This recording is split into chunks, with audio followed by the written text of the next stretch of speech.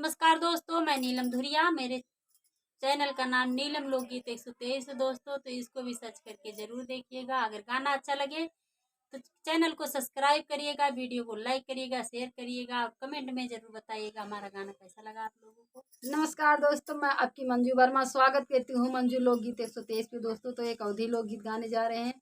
आप लोग पूरा वीडियो देखें और अच्छा लगे तो चैनल को सब्सक्राइब करें, लाइक करें और ज़्यादा से ज़्यादा शेयर करें और कमेंट में बताएं ये अवधी लोकगीत कैसा लगा। दोस्तों तो आइए सुनिए प्यारा सा अवधी लोकगीत।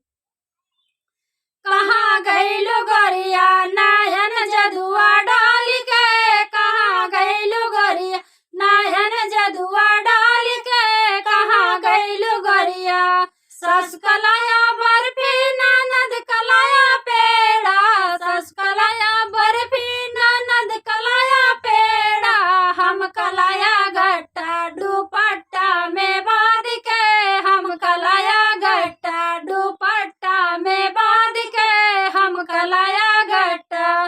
कहाँ गइलो गोरिया नयन जदुआ डाल के, कहाँ गइलो गोरिया नयन जदुआ डाल के, कहाँ गइलो गोरिया। सस कलाया चुनरी ननद कलाया लहंगा, सस कलाया चुनरी ननद कलाया लहंगा।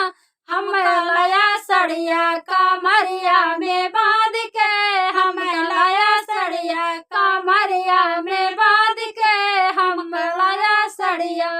कहाँ गइलो गोरिया नयन जदुआ डाल के, कहाँ गइलो गोरिया नयन जदुआ डाल के, कहाँ गइलो गोरिया। सस कलाया सिकड़ी ननद कलाया हरावा, सस कलाया सिकड़ी ननद कलाया हरावा। हम लाया नथिया रुमलिया में बांध के, हम लाया नथिया रुमलिया में बांध के, हम लाया नथिया।